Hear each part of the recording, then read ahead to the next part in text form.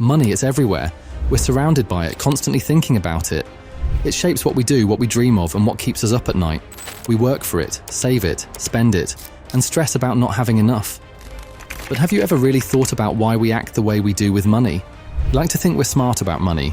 We believe we make good choices, weighing things carefully, but the truth is our feelings about money are way stronger, way more in our heads than we usually think. From the excitement of a lucky break to the fear of losing it all, our money lives, are a wild ride of emotions. And these feelings, they're not just passengers, they're often in the driver's seat, guiding our money moves without us even realizing it. This isn't just about numbers and charts, this is about us. It's about the hidden biases, the habits we don't even know we have, and the very human psychology that's behind every money choice we make. Ready to understand what's really going on?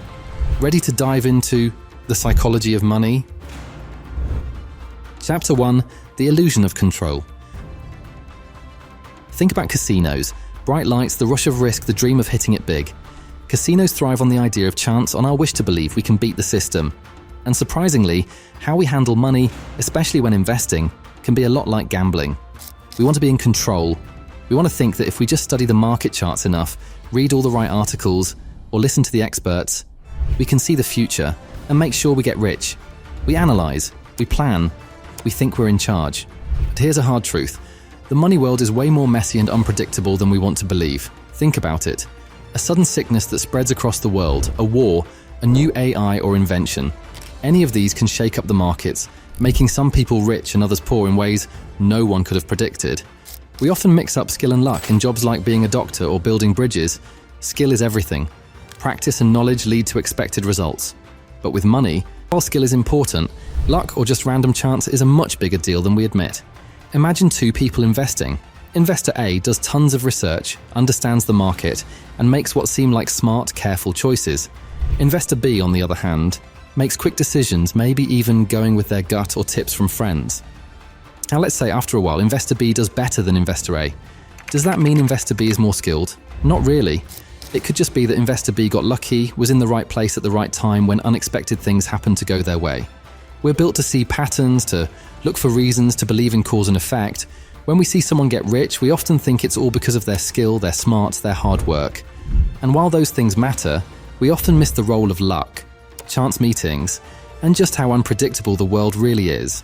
This isn't to say that trying hard and learning things doesn't matter. It definitely does. But understanding that we think we have more control than we actually do is the first step to being smarter with money. It's about knowing we can't see everything coming, accepting that things are uncertain, and creating money plans that can handle surprises, not just hoping for perfect predictions.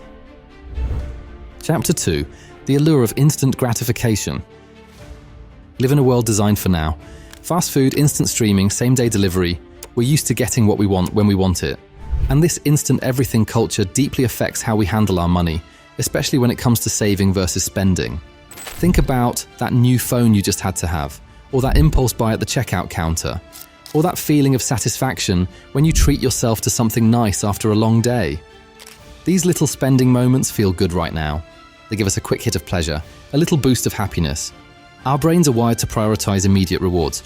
It's a survival mechanism from way back when. If our ancestors found food, they ate it now. Delaying gratification could mean missing out, going hungry, or even worse. But in today's world, this ancient wiring can really mess with our finances. The marshmallow experiment, you might have heard of it. Kids were given a marshmallow and told they could eat it now, or if they waited, they'd get 2 marshmallows later. Some kids gobbled it down instantly. Others managed to resist, holding out for the bigger reward. And guess what? Studies have shown that those kids who could delay gratification, who could resist the immediate temptation, tended to be more successful in various aspects of life later on, including their finances. Saving money is all about delayed gratification. It's about choosing to forego that immediate pleasure of spending now for a larger benefit later. Retirement, a down payment on a house, financial security. These are all future rewards that require us to resist the constant pull of instant gratification. But in a world of endless advertising, social media pressures, and easy credit, resisting that pull is harder than ever. We're constantly bombarded with messages telling us to treat ourselves, to live in the moment, to buy now, pay later. Understanding the allure of instant gratification is crucial for taking control of our financial lives. It's about recognizing this powerful psychological force, learning strategies to manage our impulses, and consciously choosing long-term rewards over short-term pleasures. It's about training our brains to sometimes say no to that immediate marshmallow, so we can build a more secure and fulfilling financial future. But even if we master the art of delayed gratification, even if we become super savers, there's another powerful emotion that can derail our financial plans. An emotion that can lead to irrational decisions, impulsive spending, and even financial ruin. What is this hidden force, and how can we protect ourselves from its grip? Chapter 3: The Siren Song of Greed. That powerful emotion that can mess up even the best money plans? It's greed, yep. That simple but incredibly strong desire to have more. More money, more stuff, more success. And when it comes to money, greed can be like a siren song, luring us towards dangerous financial rocks. We all want to improve our lives, to have enough, maybe even to have extra. That's normal. But greed takes over when that desire becomes all-consuming. When we start wanting more and more, no matter what. When we're willing to take crazy risks, ignore warning signs, and maybe even bend the rules, all for the sake of getting richer, faster. Think about the dot-com bubble back in the late 1990s. The internet was new, exciting, and everyone was talking about it. Suddenly, any company with .com in its name seemed like a goldmine. People saw their friends getting rich, quick, investing in these tech startups, and they didn't want to miss out. Stories started spreading, tales of ordinary people becoming millionaires overnight by investing in these new internet companies. Fear of missing out, FOMO, kicked in big time, and greed whispered in people's ears, "Get in now or you'll be left behind. This is your chance to get rich." People started throwing money at anything and everything internet related, often without really understanding what these companies actually did. Were they making profits? Did they have a solid business plan? Didn't matter. The only thing that mattered was the stock price going up and the promise of even more gains. But bubbles always burst, and the dot-com bubble was no exception. Suddenly, the hype faded. People realized that many of these companies were built on air, not real businesses. Stock prices crashed, fortunes vanished, and a lot of ordinary people who got caught up in the greed-fueled frenzy lost a lot of money. It's not just dot-coms. We've seen it again and again throughout history. Tulip mania in the 1600s, the housing bubble in the 2000s, and possibly the latest bubble, AI, and countless smaller bubbles in between. The pattern is always similar. Excitement, hype, greed, irrational behavior, and then the inevitable crash. Greed blinds us to risk. It makes us believe that this time is different, that we are smarter than everyone else, that we can get in and out before the crash. But the truth is, when greed takes over, logic and reason go out the window. We start making emotional decisions, chasing unrealistic returns, and ignoring the fundamental principles of sound financial planning. Understanding the siren song of greed is vital for protecting ourselves financially. It's about recognizing when that desire for more is starting to cloud our judgment. It's about staying grounded in reality, focusing on long-term value, and remembering that slow and steady often wins the race, especially when it comes to building lasting wealth. But greed isn't the only emotion that can lead us astray with money. There's another, more subtle but equally powerful force that shapes our financial decisions, often without us even realizing it.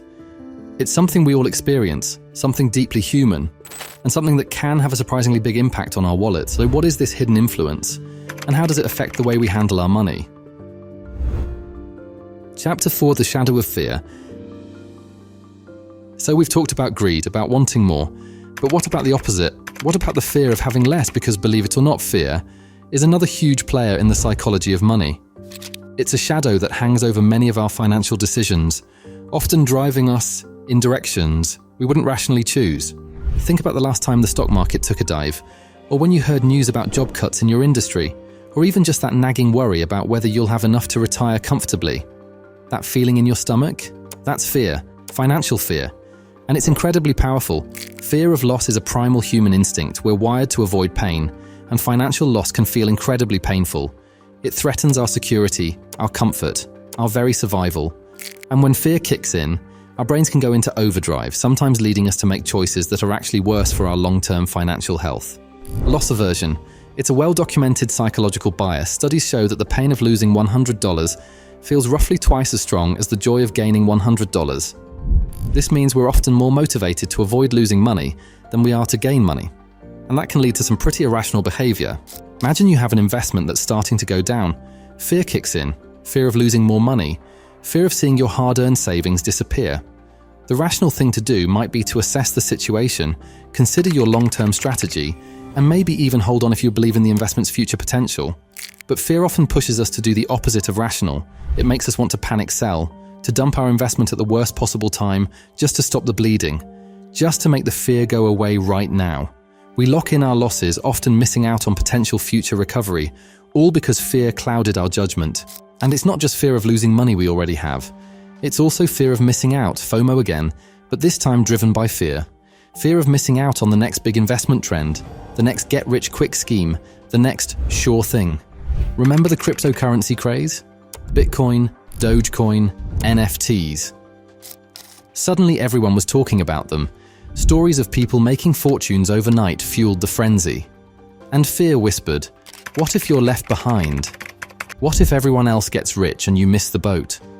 People poured money into these volatile assets, often without understanding the risks, simply because they were afraid of being left out, afraid of missing the opportunity to get rich quick. And just like with greed, fear can blind us to reality, leading to impulsive decisions and, for many, significant financial losses when the hype inevitably fades. Understanding the shadow of fear is crucial for navigating the world of money wisely. It's about recognizing when fear is influencing our decisions, learning to separate rational risk assessment from emotional panic, and building financial strategies that are grounded in logic and long-term goals, not just knee-jerk reactions to market jitters or fleeting trends.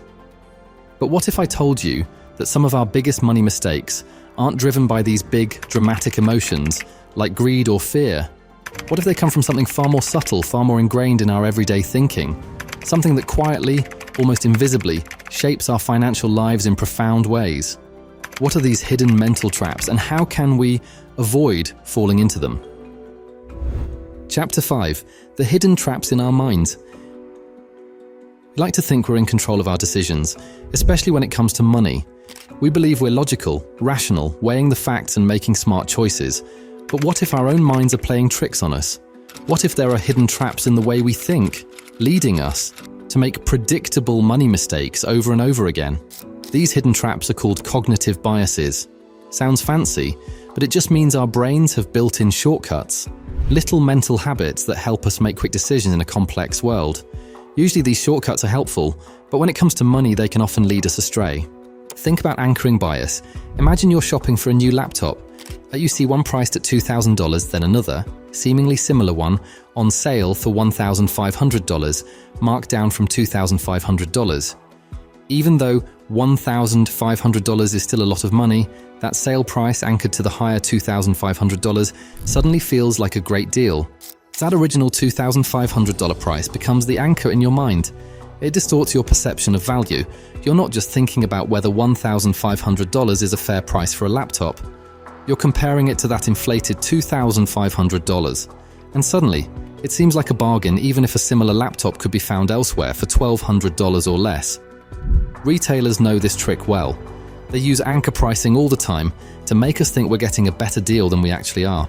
Was $50 now only $25? That $50 price, even if it was never actually the real price, anchors our perception and makes the $25 price seem irresistible. And it's not just shopping. Anchoring bias affects our investment decisions too. Let's say you bought a stock for $50 a share. It drops to $40. That original $50 price becomes your anchor. You might be reluctant to sell, even if the company's prospects have worsened, because you're fixated on getting back to $50. You're anchored to your initial purchase price, even though that price is now irrelevant to the stock's future potential. Another common mental trap is confirmation bias. This is our tendency to seek out information that confirms what we already believe, and to ignore or downplay information that contradicts it. When it comes to money, this can be particularly dangerous. Imagine you believe that real estate is always a safe investment. You'll likely seek out news articles, expert opinions, and stories from friends that support this belief. You'll focus on rising home prices, stories of people making fortunes in real estate, and ignore warnings about potential market corrections or risks. You're creating an echo chamber in your mind, only hearing what you want to hear, confirming your pre-existing belief. And this can lead you to overinvest in real estate, ignoring potential risks and missing out on other potentially better investment opportunities. Anchoring bias and confirmation bias are just two examples of these hidden mental traps. Our brains are full of them, and they're constantly influencing our financial decisions, often without us even realizing it. Understanding these biases is the first step towards making more rational, less emotionally driven money choices. But if these biases are so deeply ingrained, are we doomed to repeat the same money mistakes forever? Is there any way to overcome these mental traps? And if so, what are the strategies we can use to make our psychology work for us instead of against us when it comes to money? Chapter 6: Rewiring Your Money Brain. So we've uncovered these hidden biases, these mental shortcuts that can lead us down the wrong financial path. Anchoring, confirmation bias, loss aversion. They sound pretty powerful, right? Almost like we're stuck with them. But here's the good news. Our brains are actually incredibly adaptable. We can learn to recognize these traps and rewire our thinking to make smarter money decisions. Think of it like learning to ride a bike. At first, it feels wobbly, unnatural, and you probably fall a few times. But with practice, you build new neural pathways in your brain. You develop muscle memory. And eventually, riding a bike becomes second nature. It's the same with our money brains. We can train ourselves to think differently, to overcome those built-in biases. First step is awareness. Just knowing that these biases exist is a huge advantage. When you understand that your brain is wired to look for confirmation or to be overly influenced by an initial price, you can start to question your own instincts. You can start to catch yourself in the act of falling into these traps. Let's go back to anchoring bias. Remember that laptop example? Seeing a sale price of $1,500 anchored to a higher $2,500. Now that you know about this bias, you can actively challenge it. Instead of just focusing on the discount, you can ask yourself, is $1,500 actually a good price for this laptop, regardless of the original price? You can do some comparison shopping, look at reviews, and make a more informed decision based on value, not just the perceived deal. And what about confirmation bias? If you tend to believe that a certain investment is a sure thing, make a conscious effort to seek out information that challenges that belief. Read articles with different perspectives. Talk to people who have different opinions. Actively look for evidence that might prove you wrong. It can be uncomfortable, but it's crucial for making balanced decisions. Another powerful tool is slowing down. Impulsive decisions are often driven by emotions and biases. When faced with a financial choice, especially a big one, take a pause. Sleep on it. Give yourself time to think rationally, to weigh the pros and cons, and to consider different perspectives. That pause can be the space you need to override those automatic, biased reactions. And finally, build systems to help you. Automate your savings, set up a budget and stick to it. Create rules for yourself, like wait 24 hours before making any non-essential purchase over $100. These systems act as guardrails, helping you to make smart choices, even when your emotions or biases are trying to steer you off course. Rewiring your money brain isn't about becoming emotionless robots. Emotions are a natural part of being human, and they definitely play a role in our financial lives. It's about becoming aware of those emotions, understanding how they can influence our decisions, and learning to use our rational minds to guide us towards our long-term financial goals. It's about taking control, not just of our money, but of our own minds. But even with all these strategies, even when we become masters of our own money minds, there's still a bigger picture to consider, because our individual psychology isn't the only thing shaping our financial lives. We're also deeply influenced by the world around us, by society, by culture, and by the stories we tell ourselves about money. What are these larger forces at play, and how do they shape our collective psychology of money? Chapter 7: The Social Mirror: Keeping Up with the Joneses. We've spent a lot of time looking inside our own heads, at our individual emotions and biases. But we don't live in a vacuum, do we? Our financial lives are deeply intertwined with the people around us, with our society, and with the culture we live in. And these social forces have a massive, often invisible impact on how we think about and handle money. Think about the phrase keeping up with the Joneses. It's an old saying, but it's still incredibly relevant today. It describes that human tendency to compare ourselves to others, especially our neighbors, our friends, our social circle. And when it comes to money, this comparison game can drive a lot of our spending and financial decisions, often in ways that aren't really in our best interest. We're social creatures. We naturally look to others for cues on how to behave, what to value, and even what to buy. We see what our friends are buying, what's being advertised on TV and social media, what's considered normal or successful in our culture. And these external signals shape our desires, our aspirations, and ultimately, our spending habits.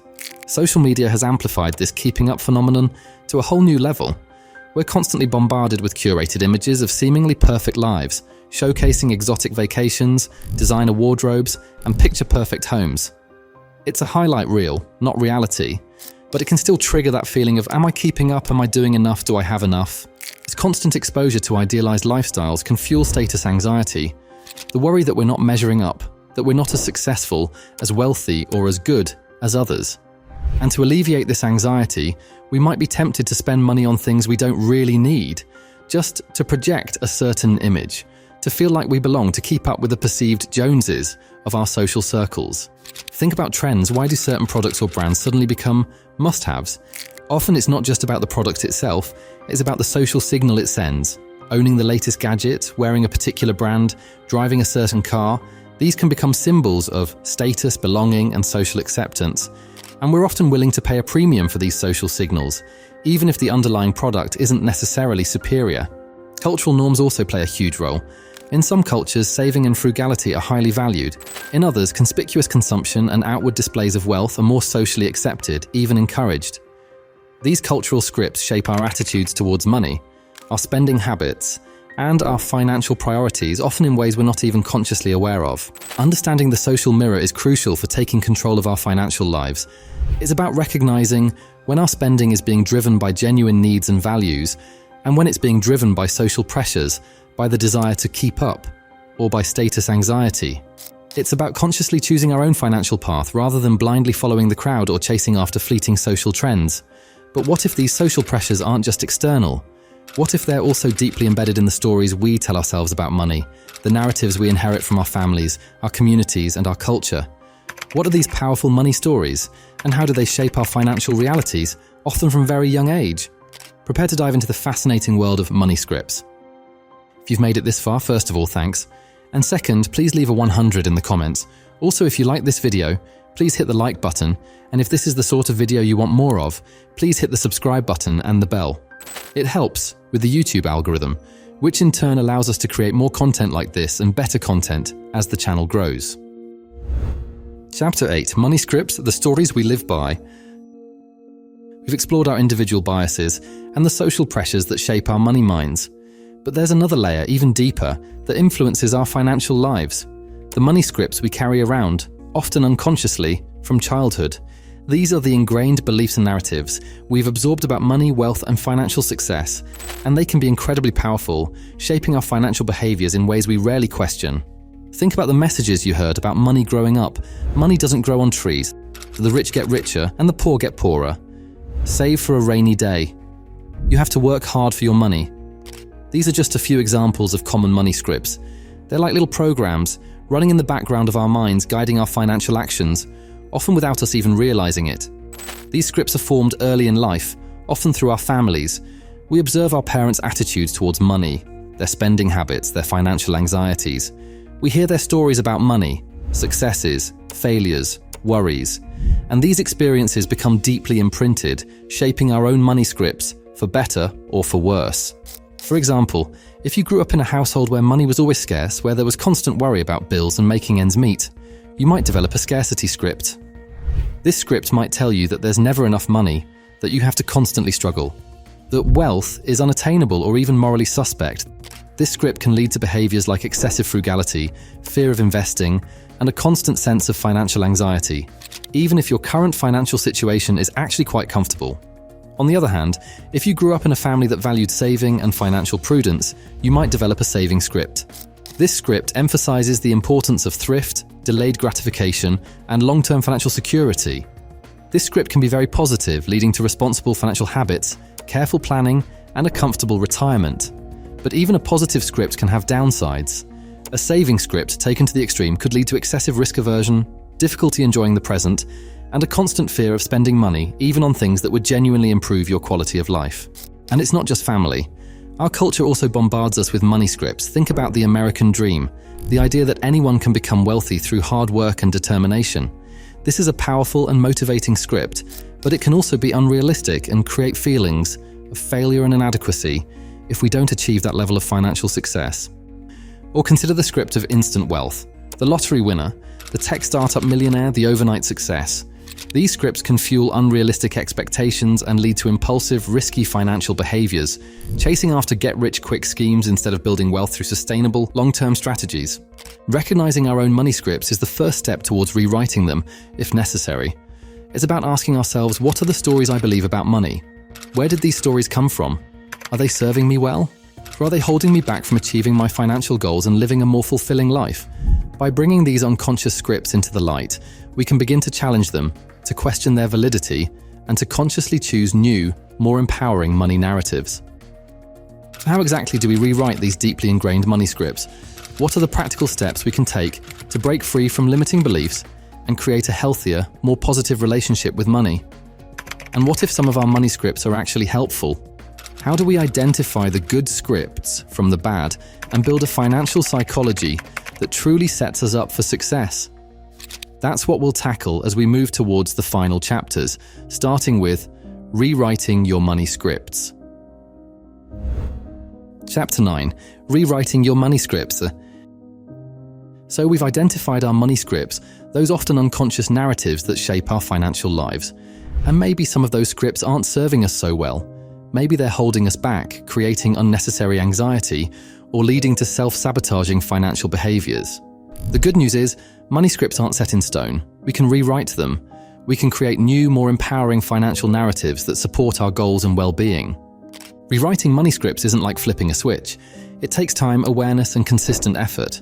It's a process of retraining your brain, of consciously challenging old beliefs and replacing them with new, more helpful ones. But it's absolutely possible. And the rewards, greater financial confidence, reduced stress, and a more positive relationship with money, are well worth the effort. The first step is to become consciously aware of your current money scripts. Go back to Chapter 8. Reflect on the messages you heard about money growing up. What were the common themes? Scarcity, abundance, fear, security. Write them down. Actually put pen to paper or fingers to keyboard and list out your key money scripts. Just bringing them into conscious awareness is a powerful first step.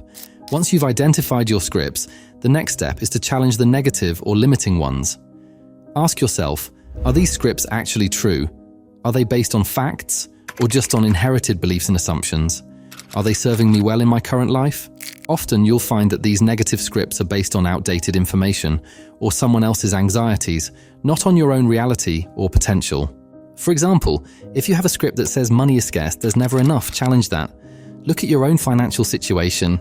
Do you actually lack resources? Or are you operating from a place of perceived scarcity, even when you have more than enough to meet your needs? Are there areas in your life where you do have abundance? Focusing on the reality of your present situation, rather than clinging to old scarcity scripts, can be incredibly liberating. After challenging the negative scripts, it's time to replace them with positive, empowering alternatives. For every limiting script you identified, create a new, more helpful script.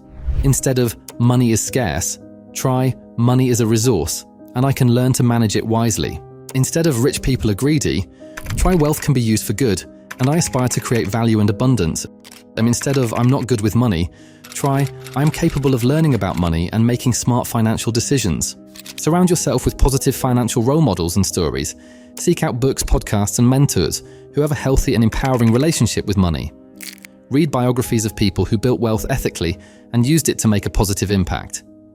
These positive examples can help to counteract the negative scripts you've absorbed and show you new possibilities for your own financial life. And finally, practice new financial behaviors that align with your rewritten scripts. If you're replacing a scarcity script with an abundance script, start practicing generosity. Give to causes you believe in. Treat yourself occasionally. If you're rewriting a script of financial avoidance, start taking small manageable steps towards financial engagement. Track your spending. Create a budget. Learn about investing. Action reinforces belief. And every positive financial action you take strengthens your new, empowering money scripts. Rewriting your money scripts is a journey, not a destination. There will be times when old scripts resurface, when financial anxieties creep back in, but with consistent awareness, challenge, replacement, and practice, you can gradually rewire your money brain, creating a financial psychology that supports your dreams and empowers you to build a richer, more fulfilling life, in every sense of the word. For even as we rewrite our individual money scripts, there's still one more crucial piece of the puzzle. Because our psychology of money isn't just about our thoughts and feelings, it's also about our actions. It's about the practical steps we take, day in and day out, to build financial well-being. What are the key financial habits that separate those who thrive financially from those who struggle? And how can we cultivate these habits in our own lives? That's what we'll explore as we move into the practical realm and dive into the habits of highly effective money minds. Chapter 10, The Habits of Highly Effective Money Minds. We've journeyed deep into the psychology of money, exploring our emotions, biases, social influences, and ingrained scripts, but all that understanding is only truly valuable if it translates into action. Because ultimately, financial well-being isn't just about thinking differently about money, it's about doing things differently. It's about cultivating the habits that lead to long-term financial success and peace of mind. Think of financial habits like any other habits: exercise, healthy eating, good sleep. They're not always easy to establish, and they require consistent effort. But just like those other healthy habits compound over time to improve your physical and mental well-being, positive financial habits compound to build wealth, reduce stress, and create a sense of security and control over your financial life. So what are these habits of highly effective money minds? Well, they're not secrets or magic formulas. They're actually quite straightforward, but they require discipline and consistency. And the first and perhaps most fundamental habit is knowing where your money goes. It sounds simple, but most people have no idea where their money actually goes each month. They might have a general sense, but they're often surprised when they actually track their spending. Are you spending more on dining out than you realize? Are those small daily coffee purchases adding up to a significant amount? Are there subscription services you're paying for, but not even using? Tracking your expenses, even for just a month, can be a real eye-opener. It's like shining a light into the dark corners of your financial life.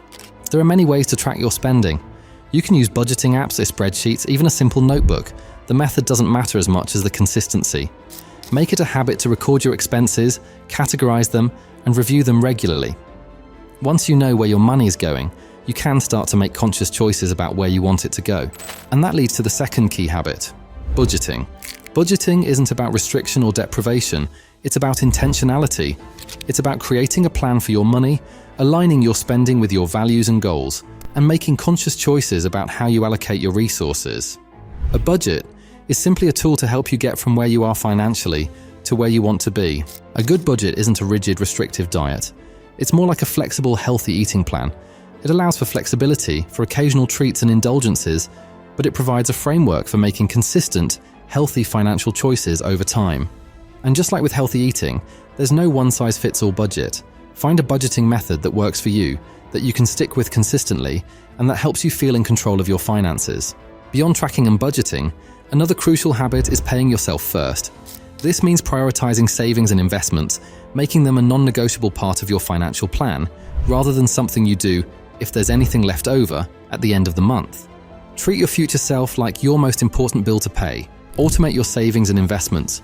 Set up automatic transfers from your checking account to your savings or investment accounts on a regular basis, ideally right after you get paid.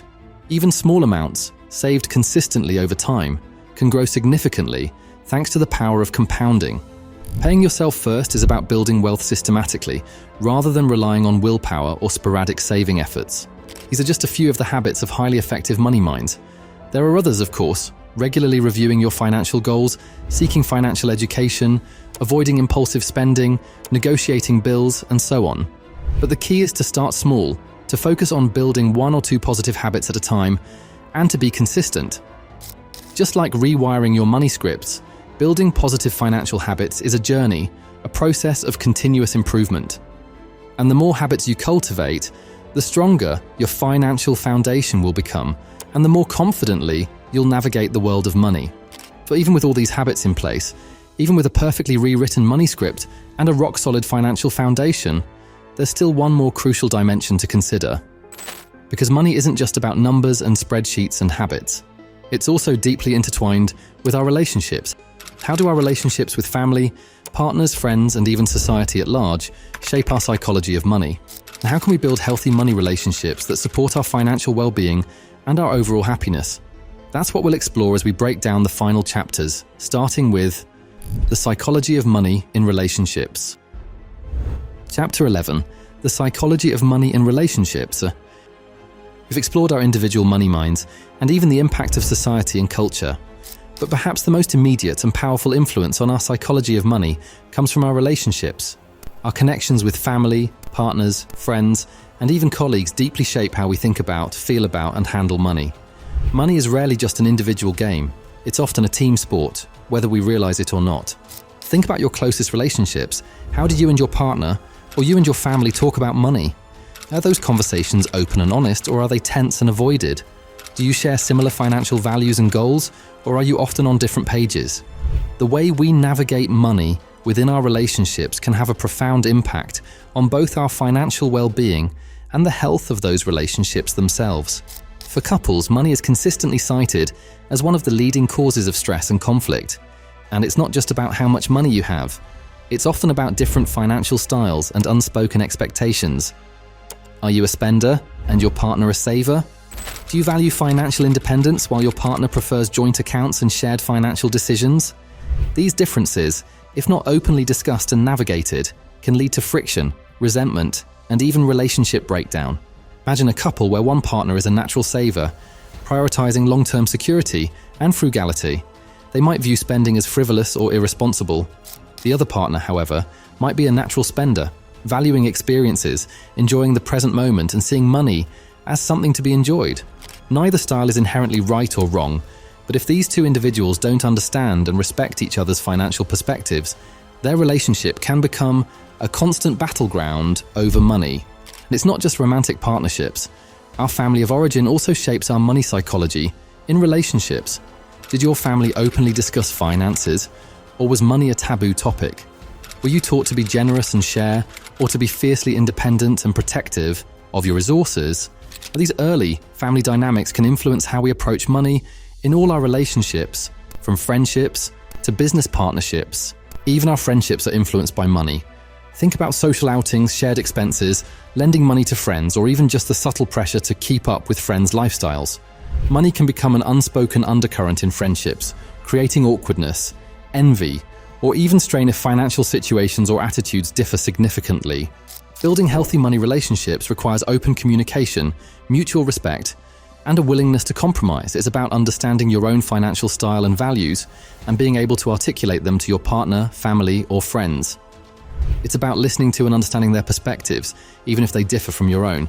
And it's about finding common ground, creating shared financial goals, and developing strategies for navigating money together, as a team, rather than as adversaries. What happens when these money relationships become unhealthy? What are the signs of toxic financial dynamics in our closest connections? And how can we protect ourselves from financial manipulation, control, or even abuse within our relationships? Prepare to confront the darker side of money and relationships as we get into toxic money relationships. Chapter 12: Toxic Money Relationships. In Chapter 11, we explored how relationships shape our money psychology. But what happens when those relationships become unhealthy around money? When financial dynamics become toxic, manipulative, or even abusive? These situations are far more common than we might think, and they can have a devastating impact on both our financial well-being and our overall mental and emotional health. Toxic money relationship is any relationship where money is used as a tool for control, manipulation, or abuse. It's characterized by a lack of transparency, respect, and equality in financial matters. It can manifest in many forms, from subtle financial control to outright financial abuse. And it can occur in any type of relationship: romantic partnerships, family relationships, friendships, and even business collaborations. One common form of toxic money dynamic is financial control. This is when one person in a relationship exerts excessive control over the other person's finances. This can look like one partner controlling all the income, making all the financial decisions without consultation, restricting access to funds, or constantly monitoring and criticizing the other person's spending. It's not about healthy budgeting or shared financial planning. It's about power and dominance. For example, imagine a scenario where one partner earns significantly more than the other. In a healthy relationship, they would work together to manage their finances fairly.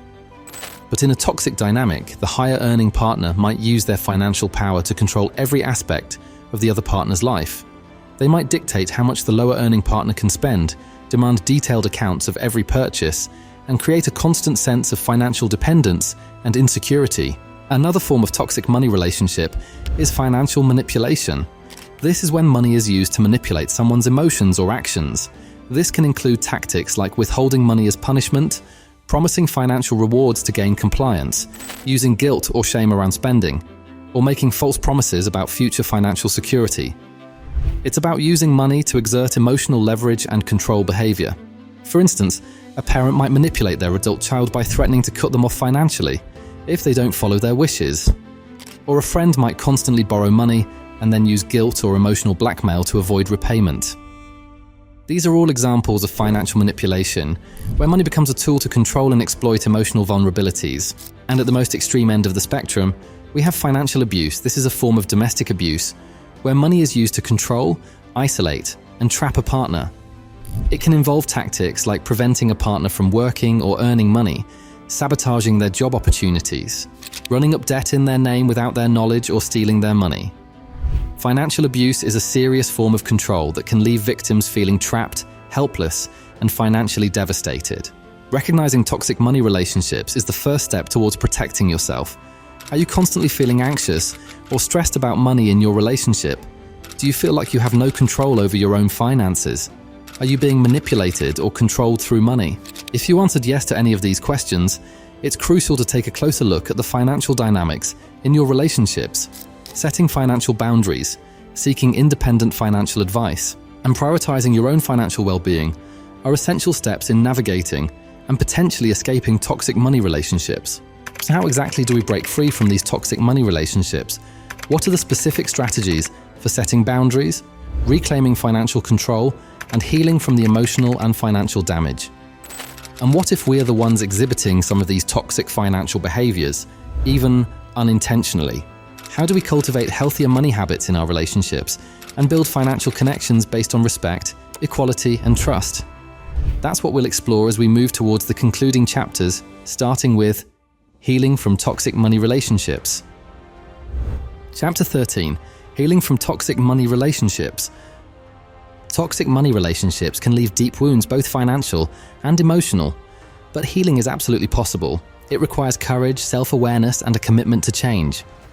Whether you're trying to navigate a current toxic dynamic or recovering from past financial abuse, there are concrete steps you can take to reclaim your financial power and build healthier relationships with money and with others.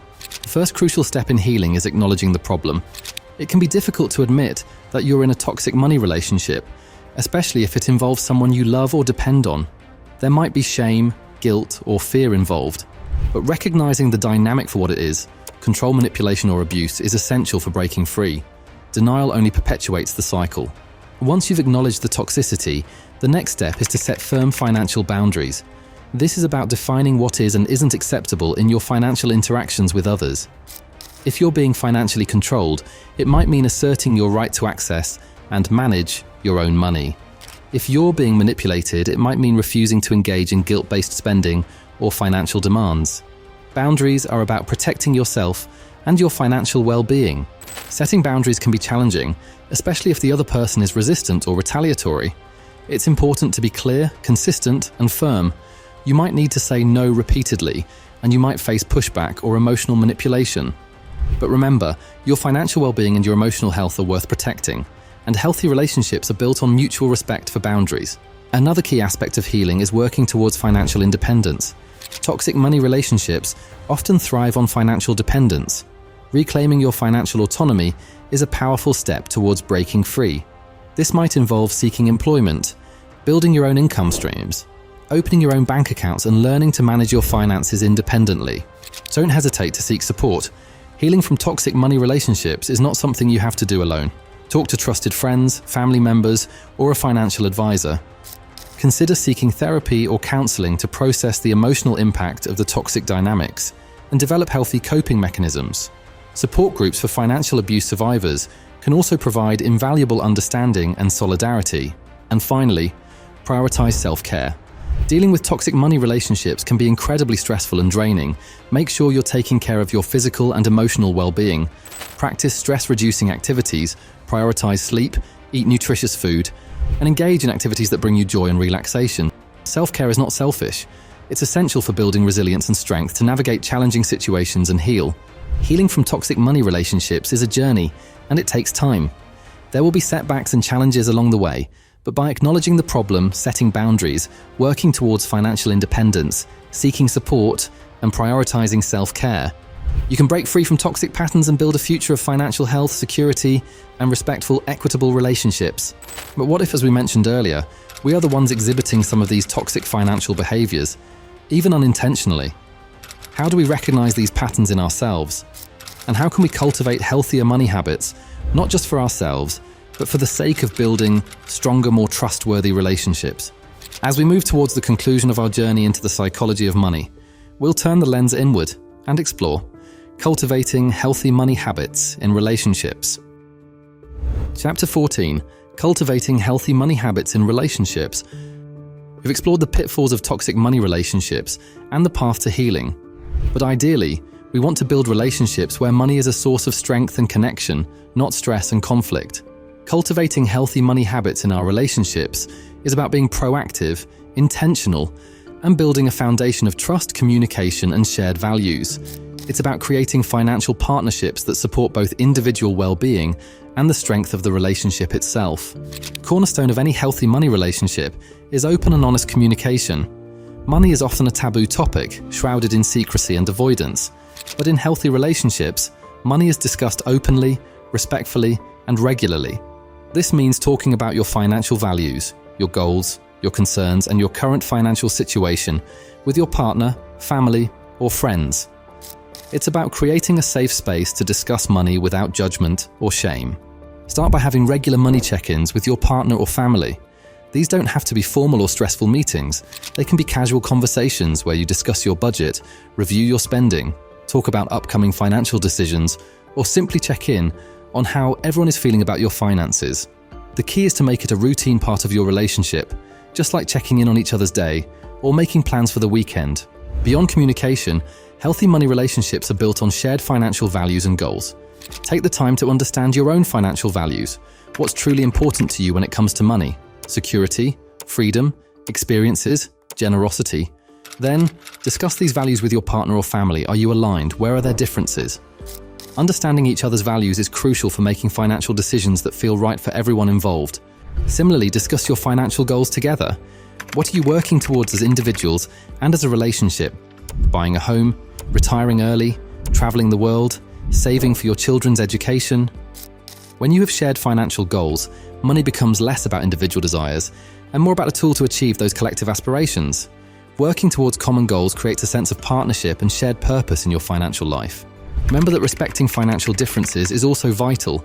Not everyone has the same financial style. Some are natural savers, others are natural spenders. Some are comfortable taking financial risks, others are more risk-averse. These differences aren't inherently good or bad, but they need to be acknowledged and respected within relationships. Avoid judgment or criticism of your partner's or family member's financial style. Instead, focus on finding a balance that works for everyone, leveraging each other's strengths and supporting each other's weaknesses. Transparency and trust are the glue that holds healthy money relationships together. Be honest about your income, your debts, your spending habits, and your financial mistakes. Avoid financial secrecy or hidden accounts. Trust is built on openness and honesty, and financial transparency is a key component of that trust. When everyone is operating with full information and integrity, financial decisions can be made with confidence and mutual respect. And finally, strive for collaborative decision-making whenever possible. Major financial decisions, especially those that impact the relationship as a whole, should be made together. This doesn't mean that every single purchase needs to be a joint decision, but significant choices, like investments, debt management, or major purchases, should be discussed and agreed upon. Collaborative decision-making ensures that everyone feels heard, valued, and empowered in your shared financial journey. Cultivating healthy money habits in relationships is an ongoing process, a continuous effort to communicate, understand, respect, and collaborate. It's about building financial partnerships that are strong, supportive, and contribute to both individual and collective well-being.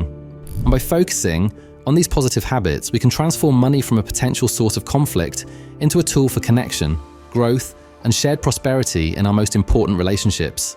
So as we've explored throughout this documentary, our psychology of money isn't just shaped by our individual minds and our closest relationships.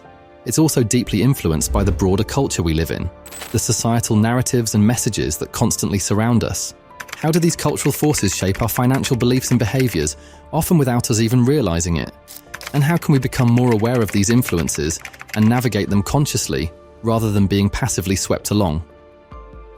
As we approach the final chapters of our exploration, we'll zoom out and examine the cultural psychology of money. Chapter 15, the cultural psychology of money. We've explored the inner workings of our individual money minds and the dynamics of money in our closest relationships. But our psychology of money is also profoundly shaped by the culture we live in, the societies we're part of, the narratives we're constantly exposed to, the unspoken rules and expectations.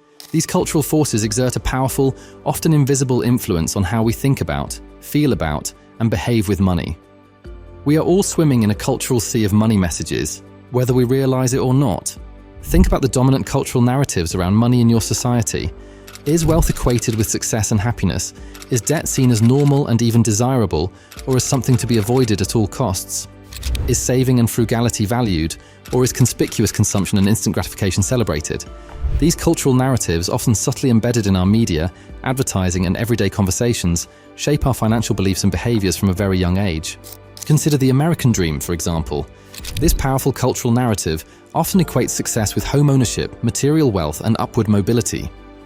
While these aspirations are not inherently negative, the cultural emphasis on them can create immense pressure to achieve a certain level of financial success, leading to stress, anxiety, and even unsustainable financial behaviors as people strive to keep up with this idealized image. Cultural attitudes towards debt also vary dramatically. In some cultures, debt is viewed with deep shame and seen as a sign of failure. In others, debt is normalized, even encouraged, as a tool for consumption and economic growth.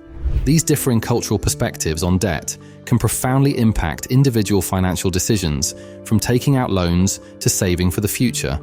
A culture that normalizes debt can make it harder for individuals to prioritize saving and long-term financial security. Media and advertising industries are powerful engines of cultural money psychology. We are constantly bombarded with messages that equate happiness with consumption, that promote instant gratification, and that normalize extravagant lifestyles. Social media, in particular, amplifies these messages, creating a constant stream of curated images of wealth and success that can fuel feelings of inadequacy and drive impulsive spending as individuals try to emulate these idealized online personas. Even our cultural rituals and traditions are often intertwined with money. Gift-giving holidays, weddings, graduations, these cultural milestones often involve significant financial expenditures, shaping our expectations and behaviors around money in social contexts. Cultural norms around tipping, charitable giving, and even negotiating prices are all examples of how culture dictates our financial interactions. Becoming aware of these cultural influences is crucial for developing a more conscious and empowered psychology of money. By recognizing the narratives we've internalized, the social norms we're operating under, and the constant barrage of media messages, we can begin to question these influences, challenge limiting beliefs, and make more intentional financial choices that align with our own values and goals, rather than simply being dictated by cultural pressures. How do we actively resist these potentially negative cultural influences? How do we cultivate a more critical and conscious relationship with the cultural messages about money that surround us? And how can we even begin to shape a healthier cultural conversation around money, one that promotes well-being, financial literacy, and genuine prosperity for all? As we move towards the final chapters of our documentary, we'll explore resisting and reframing cultural money messages. Chapter 16, resisting and reframing cultural money messages. You've seen how deeply culture shapes our psychology of money, often in subtle and unconscious ways. But we are not passive recipients of these messages. We have the power to resist the negative influences, to reframe the limiting narratives, and to actively shape a healthier cultural conversation around money. It starts with awareness, but it moves into conscious action and a commitment to creating positive change. First step in resisting negative cultural money messages is simply to become aware of them. Start paying attention to the media you consume, the advertising you see, the conversations you hear around you. What are the underlying messages about money? Are they promoting consumerism, instant gratification, status anxiety, or unrealistic expectations of wealth and success? Once you start actively noticing these messages, you can begin to critically evaluate them, rather than just absorbing them unconsciously. Develop a critical mindset towards media and advertising. Remember that advertising is designed to sell you things, often by playing on your insecurities and desires. Social media often presents a curated and unrealistic picture of wealth and happiness, fueling social comparison and status anxiety. Question the motives behind these messages. Ask yourself, who benefits from me believing this? What are they trying to sell me, literally or figuratively? Critical thinking is like a shield against manipulative cultural forces. Identify your own limiting beliefs about money that might be rooted in cultural narratives. Have you internalized the idea that you need to keep up with the Joneses? Do you believe that wealth equals happiness? Do you feel pressured to spend money to impress others? These beliefs, often learned from our culture, can hold us back financially and emotionally. Challenge these beliefs. Ask yourself, are these beliefs actually serving me? Where did I learn these ideas? And are they really true? Actively reframe the negative cultural narratives with more positive and empowering messages. Instead of equating wealth with status, reframe wealth as a tool for freedom, security, and opportunity. Instead of focusing on consumerism, emphasize experiences, relationships, and personal growth. Instead of chasing instant gratification, value long-term financial well-being and delayed gratification. We can consciously choose to focus on narratives that support our financial health and happiness, rather than those that undermine them. Seek out and create alternative cultural voices around money. Support media and creators who promote financial literacy, responsible spending, and values beyond materialism. Engage in conversations about money with your friends, family, and community, challenging the taboo and fostering open and honest dialogue. Share your own positive money stories and experiences. By actively participating in shaping the cultural conversation, we can contribute to a healthier and more balanced perspective on money for ourselves and for future generations. Resisting and reframing cultural money messages is not a passive act of simply ignoring advertising. It's an active process of critical engagement, conscious choice, and creative contribution. It's about becoming a cultural architect of your own financial reality, rather than a passive inhabitant of a culture that may not serve your best interests. And by taking this active role, we can not only improve our own financial lives, but also contribute to a broader cultural shift towards a more balanced and healthy relationship with money. But what does this healthier cultural landscape actually look like? What are the key principles and values that would define a truly financially healthy culture? And how can we, as individuals and as a society, actively build and nurture this culture, moving beyond just resisting negative messages to proactively creating a more positive and prosperous future for all? As we approach the very final chapter of our journey into the psychology of money, we'll look ahead and explore the future of money psychology, building a healthier culture. Final chapter, the future of money psychology and building a healthier culture. We've journeyed through the complex landscape of money psychology, exploring its individual, relational, and cultural dimensions. We've uncovered the hidden influences that shape our financial lives, from cognitive biases to toxic relationships to pervasive cultural narratives. But this journey isn't just about understanding the challenges, it's about envisioning and building a better future. A future where our psychology of money empowers us, our relationships are strengthened by financial harmony, and our culture promotes genuine financial well-being for all.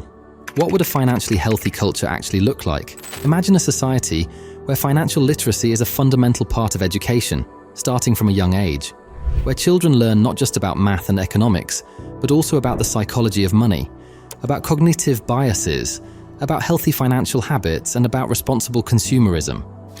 Imagine a generation equipped with the knowledge and skills to navigate the complexities of money with confidence and wisdom. In a financially healthy culture, open and honest conversations about money would be the norm, not the exception. The taboo and shame surrounding money would be replaced by open dialogue within families, communities, and even in the public sphere.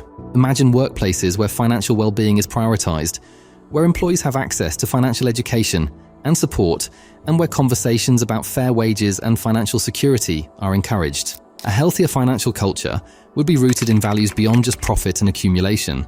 Imagine an economy that prioritizes sustainability, social responsibility, and the well-being of all stakeholders, not just shareholders, where businesses are measured not only by their financial bottom line, but also by their positive impact on society and the environment, where financial success is redefined to encompass not just wealth, but also purpose, contribution, and genuine happiness.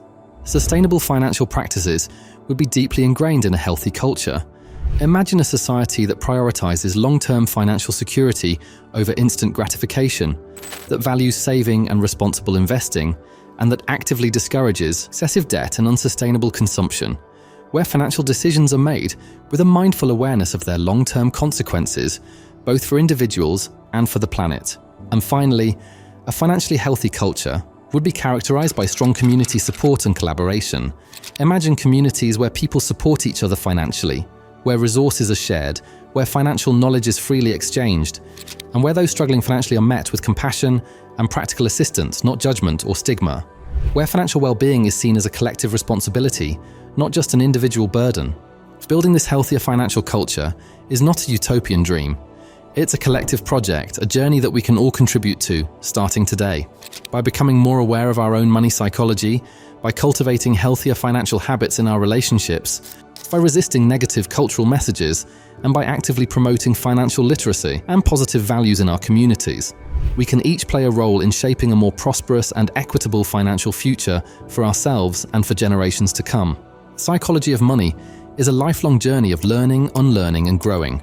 There are no quick fixes or easy answers, but by understanding the hidden forces that shape our financial lives, and by consciously choosing to cultivate healthier money minds, healthier money relationships, and a healthier money culture, we can all move towards a future where money serves us rather than the other way around. And the journey continues.